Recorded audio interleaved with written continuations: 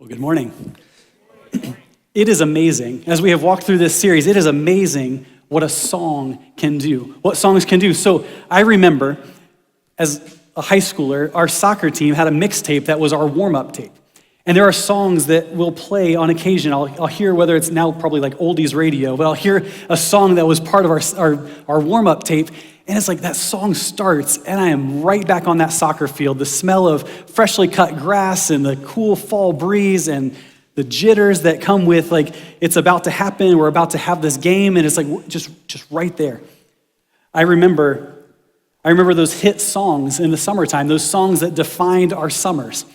And it's fun to me now to pull those songs and actually like make a playlist of them and then share them with my children. And then watch as my kids roll their eyes at how terrible the songs were when dad was their age. And it's like, just wait, it's coming. Your kids are gonna roll their eyes just like that. They're gonna cringe exactly that same way. I remember the song that Julie, my wife, walked down the aisle to at our wedding.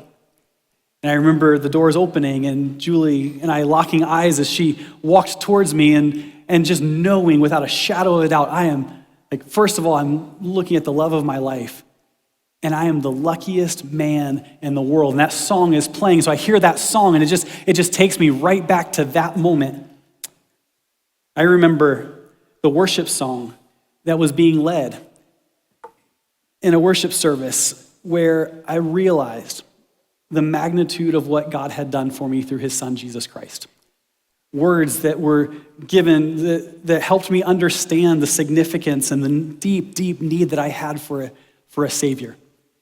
And that song, as it played, as it was led in that room, it broke down walls in my heart. It softened my heart. It changed the trajectory of my life as I understood what God was doing, what God was trying to accomplish in my life.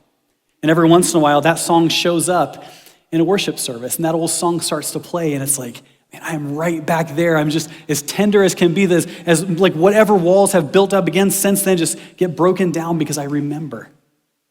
My heart's softened and my eyes are open and the tears begin to flow.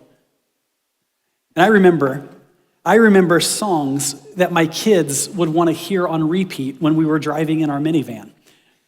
And the song would play, and it's like, I think we've listened to this song like 1,000 times at this point, and this chirpy little voice, or maybe 3 chirpy little voices from the backseat of the minivan, play it again, again. And then the squeals of delight when you hit rewind and the song plays again, and they sing along, and they love it because it's their song, and they want to hear it play. These are songs that are nostalgic songs. Right, the kind of songs that take us back to a very specific moment. It's almost like there's songs that do time travel for us, because it's like here we are and that song plays and we are right back where it was that we heard that song the first time, or for that significant time, that significant experience where that song was the soundtrack. These songs, as we think about them this morning, we look at them and it's like some of them are just locked. They are just locked in the past. It's like they're locked in time. And yet some of them aren't, right? Songs like the wedding song for Julie and I as she was walking toward me. That song, I thought I knew how lucky I was, however many years ago that was. But the years that have passed and the experiences that we've walked through, I have realized over and over and over again that I was only beginning to understand how lucky I was. That worship song that helped me see the truth of what Jesus had done for me, over time has taken on even more meaning. Those lyrics hit differently. It's like I had like a piece of it, but not the whole thing yet. And so I look at these moments and these lyrics and these songs that resonate differently because time has passed. Because we've experienced things, I've experienced things along the way. And I bet you have songs like that too, right? Some that are locked in time that take you to a moment, but some that just continue to shape and continue to help you move forward. So the question this morning is, what if the songs that take us back could help us move forward as well? Right? What if the songs that take us back could help us move forward as well? Because throughout this series, we're not just talking about songs, are we? We were using songs and we're having fun talking about these retro songs and these mixtapes and all those kinds of things, but we're really paying attention to what's playing in the background of our lives. What is it that's providing the soundtrack? What is it that's shaping the way that we see things that are in front of us? The stories, the experiences, the words that shape the way we make choices and the way we live our lives. And so this morning, there are 4 categories of things from our past that shape the future. And the first one is this: it's the things that we should forget. The things that we should forget. These are things from our past that we just need to let go of and move on. These are things that are not supposed to continue to shape us and continue to define us. Yes, they happened, right? It was either they happened to us or we made them happen by choices that we made, but they don't need to shape everything about the future for us. They don't have to be the thing that defines us, that we can move on from these things. And for some of us, it's a moment where we need to pause and we write that statement down and we say, God, would you show me what I'm holding on to that I need to let go of? God, what is it that is best left forgotten in my life? And then, God, would you help me do that? God, would you do what only you can do and begin to work in the memories of my life and the things that I'm prioritizing, the things I'm holding on to, and let go of those things. So it's things we should forget. And then there's the lessons we should learn. Some of the things in our past need to stay in our past. But the lessons, the things we learned from those mistakes, those experiences, need to move forward with us. Right? It's not just a matter of forgetting the experience. It's saying, look, we experienced it. We paid the tuition. We might as well get the lesson. We might as well hold on to what we learned from the process so that we can have our past teach us something about how to make different choices in the future. We are not our past, but we can learn from our past so that our present and our future are different than our past. Or we don't just forget, we say we're gonna learn the lesson. We're gonna take hold of the lessons. That's category 2. Category 3, nostalgia. And what I mean by that is what we were just talking about, those things that are like time travel devices. They just take us to a specific moment in time. And it's like souvenirs. It's like we don't think about them very often. They'd be sitting on a shelf in our home and we walk past them and one of them catches our eye and it's like, I remember that trip. I remember that moment or that experience where I bought or I picked up or I brought home that thing from that experience to remember that experience. And it's not like it's still shaping our lives. It's just is part of our past. It's part of the experiences that we've had. And so we take that and we hold on to it and we look at it and we're like, I remember doing that. And it's not shaping us, but it is part of our journey. It's part of what we walked through. They're part of our story, but they don't really shape our story, at least not anymore. So that's nostalgia. Category 4, things we should intentionally remember. Things we should intentionally remember. These are the parts of the story that could easily become nostalgia. We could easily look back and say, look, that was a moment in time, and what a beautiful moment in time, and I can't believe I experienced that because that was like almost like perfect in the way that it was structured and what I experienced. I look at that as like, this is the good old days, or this is the moment that I just keep going back to in my memories, but it's kind of like locked in time. What I'm talking about is something that we don't forget, or we should not forget. And we don't just allow to be locked in time. We remember. We intentionally remember them and let them shape how we see now and how we see the future. Right? These are more than nostalgia. It's I remember. And it's things that we tuck away and we're like, I need to remember that this happened. Right? It is important that I remember, not just that I have experienced, but I remember. That I take hold of and I remember, because in the remembering, I'm going to approach life differently. These are the moments where we couldn't see the way forward and God stepped in. The moments where our hope had all but disappeared and God carried us through it. The moments along the way where we were surrounded and God stepped in and rescued us. The moments where God fought for us. The moments where God won. And so it's with all of this in view that we come to Psalm 40. And the psalmist starts Psalm 40 with this statement: I waited patiently for the Lord, and he turned to me, and he heard my cry. Psalm 40 starts with 2 actions. One is the psalmist patiently waiting. And the other is God acting, God moving, God doing what only God can do, God working. And waiting is hard, right? It feels like we read this statement, it's like, well, what was the psalmist even doing at this point? He's just waiting patiently, and just God is doing all kinds of things. Isn't there more that the psalmist could be doing? But waiting is hard. Years ago, the Houston airport was having a customer service crisis. They were repeatedly receiving communication from people who had been traveling through the Houston airport, complaining about the speed that the bags went through the process to get to baggage claim. And so they put together a team. They began to research how they could make it a more efficient process. They studied all the different components of the process, from bags in the plane to the transportation of the bags to the way the bags came to the baggage carousel, and they dialed in every piece of it. So they worked and worked and worked, and they brought in efficiency experts, and they put the pieces together, and they finally got it to the point where it took 8 minutes from the point that the plane hit the gate to where the bags were rolling into the baggage carousel. Right? That's fast. So this is like super fast. We feel really, really great about this. And so the team congratulates each other. They look and they say, look, in 8 minutes, your bags in Houston are going to get from your plane to baggage claim. And the complaints kept coming. And they're like, are you serious? We have like really, really made this as efficient as possible. And so they begin to study even further, and they look, and what they discover is, yes, the bags make it in 8 minutes, but it only takes a minute or two to walk from the arrival gate to baggage claim. And so people were having to wait, believe it or not, 6 minutes for their bags. Can you imagine that? Like 6 whole minutes of your life waiting for your bag to come down the carousel, and you're just standing there, doing nothing, right? Just waiting for the bags to get there for 6 minutes. And so people didn't like that. They complained. They would fill out cards. They'd call the airport and say, this is ridiculous that it takes so long for the bags to get here. And so the complaints kept coming, but eventually the complaints stopped.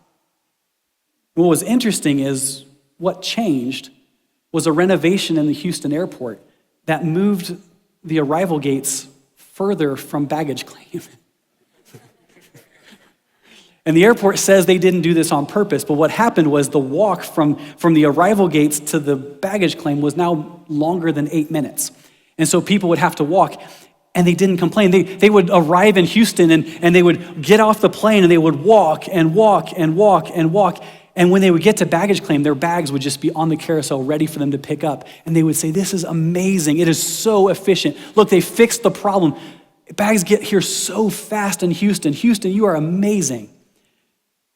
Something about walking and not just waiting. Something about closing the gap for ourselves. Waiting is hard. And so we have as a people, we look and we say waiting is hard, especially when we can't do anything to solve the problem for ourselves. We would rather walk further than wait longer. Right? We would rather do something that feels like we're accomplishing something, where we're solving the problem for ourselves, where we're putting the pieces together, or we're closing the gap for ourselves instead of waiting. We would rather do almost anything in terms of working the problem than wait for the problem to be solved for us. But the thing is, there is something called active waiting that we could call active waiting.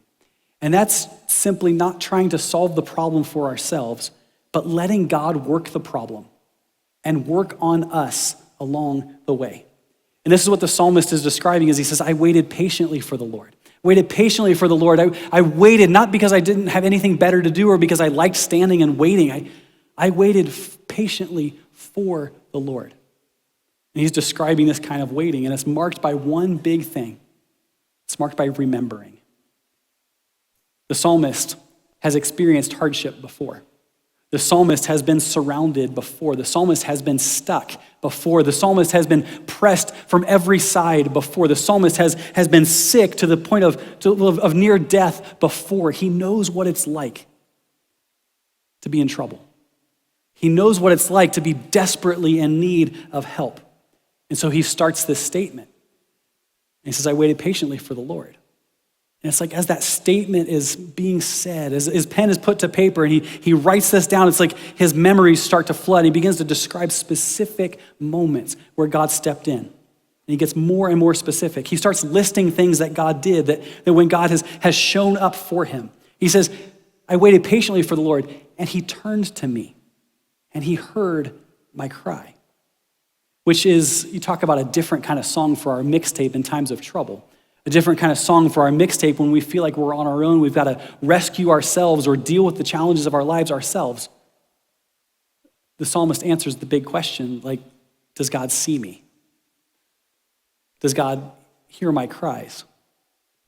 The psalmist is remembering. As he remembers that God didn't just see and hear, but God acted. Listen to these words. He lifted me out of the slimy pit, out of the mud and the mire. He set my feet on a rock and gave me a firm place to stand. He put a new song in my mouth, a hymn of praise to our God. And these are some beautiful action words, right? You put those in. It's not just somebody else doing these things. This is God acting and responding and stepping into times of trouble. The psalmist saying, he lifted me. He lifted me. I did not pull myself out. I did not drag myself out. He lifted me out of the slimy pit, the mud and the mire. And he set my feet on the rock. He gave me a firm place to stand, firm footing for whatever was to come from here. And he put a new song in my mouth.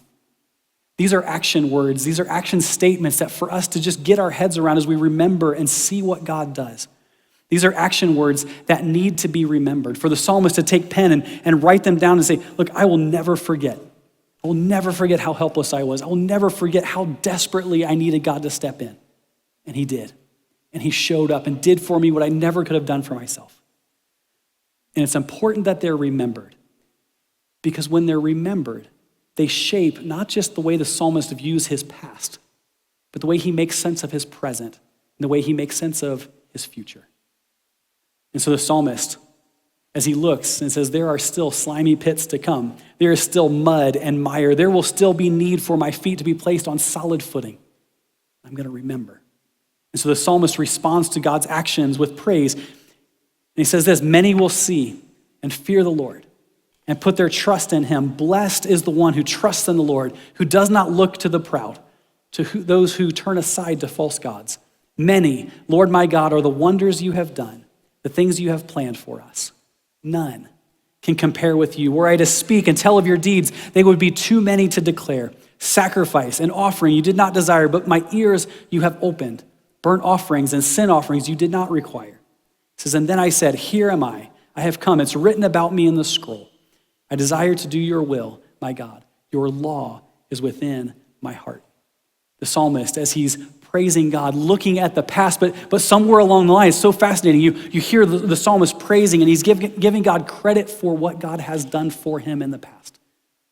And yet, when we trace the tenses of the words that the psalmist is speaking in this song of praise, as he's praising God, he's looking at the past saying, God, look what you did, look what you did, look what you did, look what you are doing, look what you are doing, look what you are doing. That it slips from past tense to present tense. And it just sort of happens. The psalmist can't help himself but to look back and then recognize that the looking back and the remembering is shaping and changing how he sees the here and now. These past experiences, intentionally remembered, now being applied to present challenges. So it's not just then and there, but it's here and it's now. And so listen, as the psalmist describes what it looks like for him to live out that remembering. He says, I proclaim your saving acts in the great assembly. I do not seal my lips, Lord, as you know. I do not hide your righteousness in my heart. I speak of your faithfulness and your saving help. I do not conceal your love and your faithfulness from the great assembly. This psalmist saying, look, when I have opportunity to speak, I cannot help myself. I will not be quiet about what God has done for me. God, you know this about me, that I remember. God, you know that I'm grateful. You know that I cannot help myself but to tell people what you have done for me. Since God is active and can be trusted not only with the past, but also with the present and the future. The psalmist, when he prays about the present and the future. He gives God credit for what God has done. He remembers what God has done. But his prayers aren't just like words of gratitude. His prayers are present and future. And so he lifts his voice. And he begins to pray to God who has protected him in the past. This God who has lifted him out of perilous situations, this God who has taken him out of times of trouble, this God who has fought for him and protected him and provided for him. And he looks at this moment, this God who has done all of those things. And when he prays, he asks for his help, not just remembering, but remembering and asking for his help in the present and in the future. This is an active waiting kind of prayer. Listen as the psalmist prays, "Do not withhold your mercy from me, Lord. May your love and faithfulness always protect me." These are not words of just looking at the past. These are words that say, like, this is here and now and what will be and where I will be. God, I believe that what you have done, you are doing, and you will do. He's praying about present trouble, and he's praying about a crisis that he seems to know is coming his way. And as he prays, we see his deep trust in God on display. Along the way, he doesn't just ask God for help, he confesses sins. As a matter of fact, it's like he's confessing his sins. You'll hear this in a moment. As he's confessing his sins, he's literally saying, I could not even count how many sins I have committed. Right? I can't even keep track of all the things I've done wrong. But God, I trust you with that. So I'm going to confess that. And he speaks these words of trust as he looks to God to help him, not just with the things that God has done in the past, but in an open and honest conversation with God, asking God to help him with the trouble he's facing and the trouble he will face in the future. He prays this, "For troubles without number surround me. My sins have overtaken me, that I cannot see. They are more than the hairs of my head, and my heart fails within me. Be pleased to save me, Lord. Come quickly, Lord, to help me. May all who want to take my life be put to shame and confusion. May all who desire my ruin be turned back in disgrace. May those who say to me, aha, aha, be appalled at their own shame. But may all who seek you rejoice and be glad in you. May those who long for your saving help always say, the Lord is great." And isn't it beautiful? Past, present, and future, that the psalmist is speaking these words of I remember, and I trust here and now. And God, I trust you with my future. And in many ways, the psalmist is praying prayers that actually are involving us as well. He says, so everyone who trusts God, from this point forward, God, may you show up for them like you've shown up for me. He knows that God has been faithful, that God has been faithful in the past. So he trusts God with the future. And he can wait. He can wait without complaining. He can wait without losing his trust in God, that he can say, I waited patiently for the Lord because I trusted him, because his timing is not my timing. I'm not the one in charge of all of these things. So I'm going to trust. I'm going to place what I'm facing in God's hands. I'm going to trust him with the troubles that I'm handling or that I'm facing, and I'm going to trust him to handle it. I'm going to wait patiently. He can wait without complaining. He can wait without losing trust in God. It says, but as for me, I am poor and needy. May the Lord think of me. You are my help and my deliverer. You are my God. Do not delay. And it's beautiful to hear this conversation that's so steeped in intentional remembering, so steeped in this trusting relationship that the psalmist has with God. So much so that he can bookend this entire conversation with God with statements like I've waited patiently for the Lord, and then at the end close and say, but God, if you would see it fit to not delay, I would really appreciate that. There's safety in the conversation, that he feels like he can speak these things, that he doesn't have to hide his sins from God. He can confess his sins from God. And he can make requests of God. Say, God, I will wait patiently. But man, I would also love it if I didn't have to wait all that long, right? That there's this conversation with God that's a safe kind of conversation that's rooted in relationship with God. Because what he's learned, and what we learn from watching the psalmist learn this lesson, what he's learned is that he's not rescued from experiencing trouble. He's rescued in times of trouble. He's not rescued from experiencing trouble. He's not praying that God would somehow let him avoid all the things that he's facing. He's literally praying, God, I know. First of all, I know what I'm facing right now. But God, I know there is other things yet to come. There is crisis that I have not yet experienced. And God, would you would you take care of me in that? Don't remove me from that, but God, would you care for me? Would you handle what I'm about to face? I'm not asking that you take me out of it. I'm not asking that you help me avoid trouble and keep me in some kind of safe and secure bubble my entire life, but God, when I face trouble, would you step in? Because the psalmist knows that he has been formed in the in-between. The psalmist knows that he has been formed in the experiences that he's walked through, that he has been rescued, that he's been rescued in times of trouble, and he's been cared for in times of trouble. He's been formed in the waiting, and he can handle the waiting. So he's not trying to solve the problem himself. He doesn't say, I waited just long enough until I had figured out a plan, and then I got to work, and God had given me such wisdom that I figured it out, and I solved it, and go God, because I fixed the problem on my own, but God was involved in it some kind of way. He's not trying to solve the problem himself. He's trusting God to work the problem and to work on him and to form him along the way. And so we have an opportunity this morning to pray a very similar kind of prayer, to make very similar kinds of commitments. So we don't ask God. We don't ask God to help us avoid trouble, because that's not how life works. We know that's not how life works. Instead, we approach trouble differently. We approach trouble with three key commitments. When I'm in trouble, I will remember what God has done for me. When I'm in trouble, I will remember what God has done for me. Remembering God's faithfulness is a powerful antidote to fear.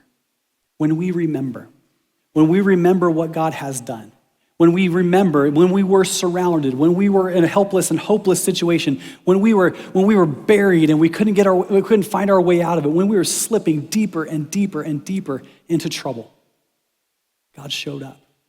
God cared for us. And so we look and we say, so I will remember when trouble comes, when my mind starts spinning, when all the what ifs start swirling around, when I start trying to sort out how can I, or what should I do, or maybe if I just make this move and solve the problem this way, I'm going to stop.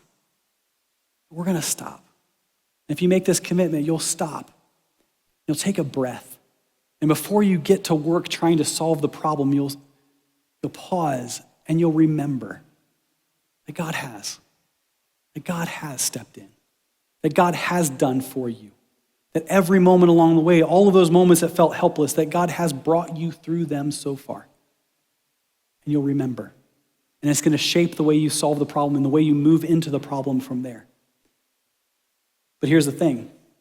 If you haven't taken time to remember what God has done for you before trouble hits,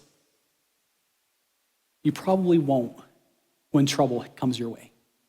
We have to have a habit of remembering. We have to make a habit out of remembering. Maybe it means that we write down these moments where we look and we say, this was that thing that I placed in God's hands, this anxious thought that I had, or this situation that I knew I couldn't face.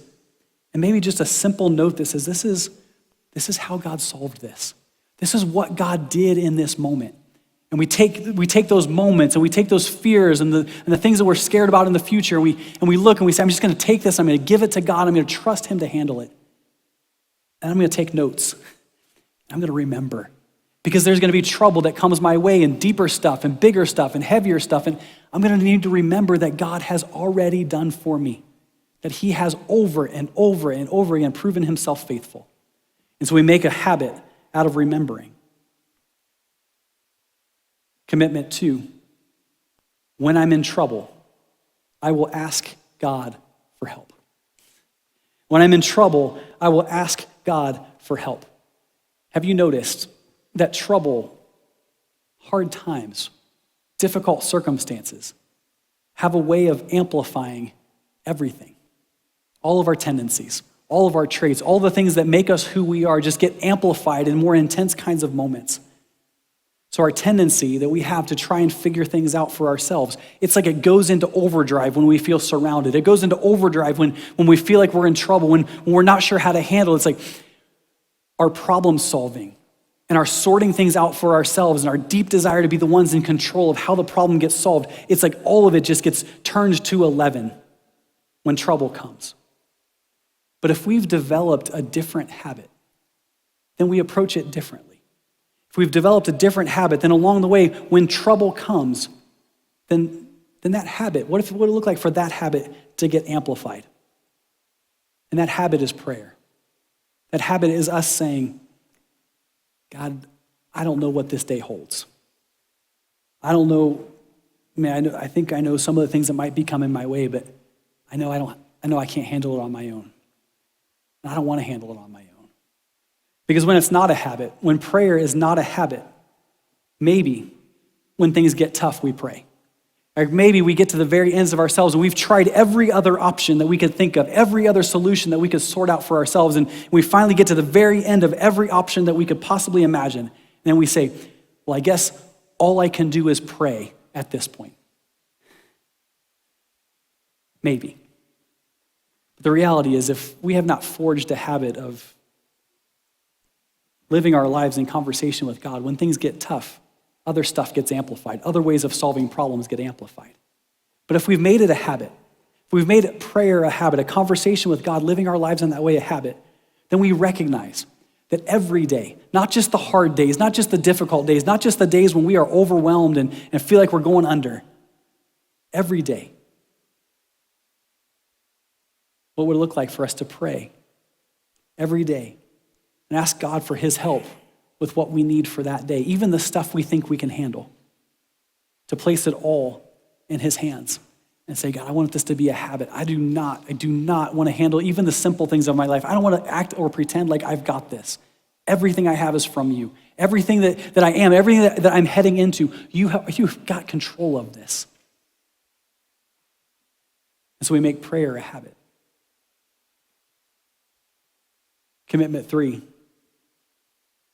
When I'm in trouble, I will trust God as my help and my deliverer. When I'm in trouble, I will trust God as my help and my deliverer. These are powerful statements, right? To take hold of these. This is like a radically different way of living in a world that can't handle 6 minutes of waiting for baggage to come out of the baggage claim. Because what we're doing is not just asking God for help. We're trusting God as our help and our deliverer. Right? It's one thing to say, I'm going to pray and ask God for help. But then we go and we say, so look, maybe the way God helped is by giving me a new idea of how I can handle this for myself. Go, God, thanks for giving me all sorts of wisdom about how to handle the problem that I'm facing. And we take control. And we begin to move forward because we prayed, and now we start moving. Now we get to work. I will ask God for help. And I will trust him to help. And I will trust him as my deliverer. It's what keeps us from praying prayers and then doing the work ourselves. We make a habit out of trusting God. But we don't just trust God in times of trouble, but we make trust a habit. What would it look like for us to have this simple prayer? It says, God, I know you've got this. I know you've got this. I will trust you, and I will wait patiently for you. And that's going to be harder than it sounds, right? That prayer sounds great in a room like this and in a situation like this, saying, God, I know you've got it. I trust you. I trust you. I know you've got it. I'm going to leave it in your hands. I'm just going to wait patiently for you to do what only you can do.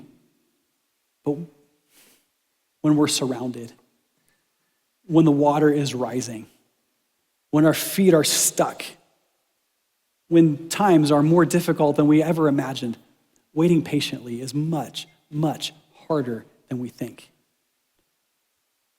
So we let God speak. We intentionally remember what God has done, so it shapes our present and it shapes our future. And so let the waiting form you. Trust God and wait patiently. Wait differently because you are being formed along the way. Let's pray.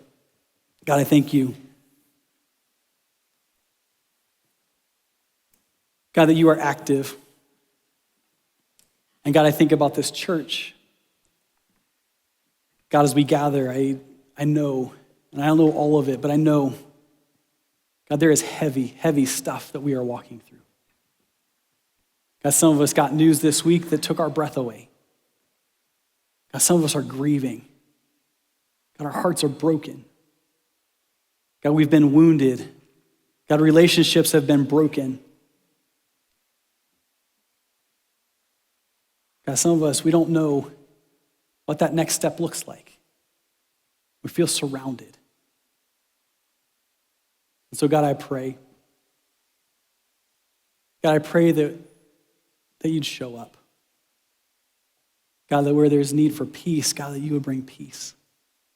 God, where there's need for provision, God, that you would provide. God, where there's need for healing, God, that you would heal. God, where relationships are broken, God, that you would do restoring work. But God, above all else, God, I pray that you wouldn't just solve our problems, but God, that you'd form us so we're a different kind of people.